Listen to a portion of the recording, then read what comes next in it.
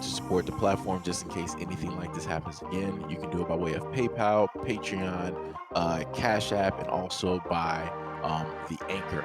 And you can also further support the platform by way of going to the Teespring store or the shoe store that is located in the comment section below.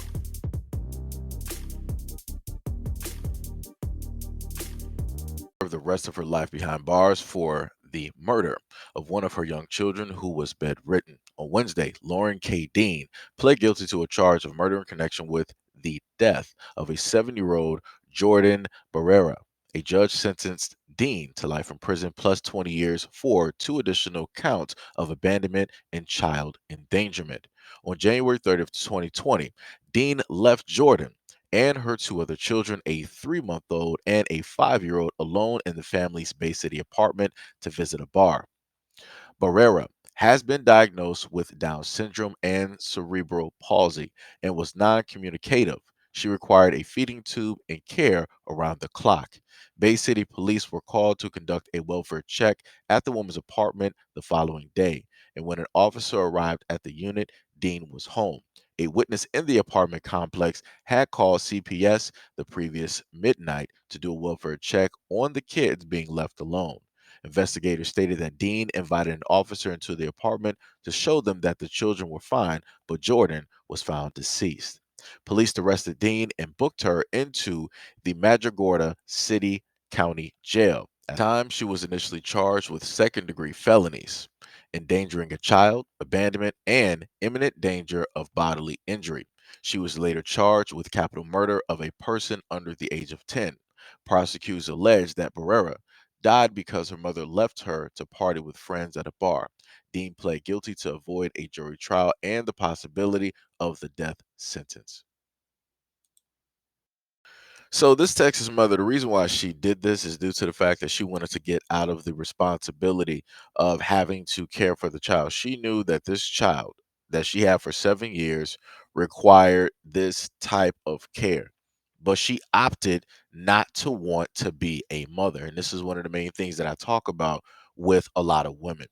A lot of women will tote the fact of, oh, I can do this, it's a woman's body, it's a woman's choice, all these other types of things, right? But after that choice is in a sense done, when the body is now a living body and it's one that's in a sense able to breathe and move around and it can see the sights, it's not a part of you anymore. Now what? This is what happens. You have a lot of these mothers out here who tout that they love and want the title of being a mother, but they're not really built to be a mother. They're just a woman who can produce. And that's exactly what she is. She's a woman that is able to produce. This is not a mother. This is not a caring individual. This is a selfish individual that only cared for their own selfish things, meaning themselves, right? So, this exact same way she more than likely went out and had those kids is the exact same way that she was going to go out and proceed to do the exact same thing, which got her into the predicament that she is in at this moment in time. Because notice how nowhere in the story did you hear of the father or the fathers. She has 3 kids altogether. Where are the men at? Interesting how that never gets brought up. We have a woman such as her that looks like her, that is a quote unquote, as they are, right, explaining about her. She is a single mother, right? That's what I'm assuming by how they wrote it. I didn't hear anything about a father. I didn't hear anything about a fiance. I didn't hear anything about a husband. And then to further go on with that, she was going out to a bar. They didn't say that she was going out with friends. They didn't say that she was going out with a significant other. So more than likely, she is a single mother going out to a bar as a single woman, leaving, right, her priorities back at home. She left all of those kids by themselves. She didn't want to get a neighbor. She didn't want to get a friend. She didn't want to hire a nurse to take care of the child. She didn't want to do none of those things.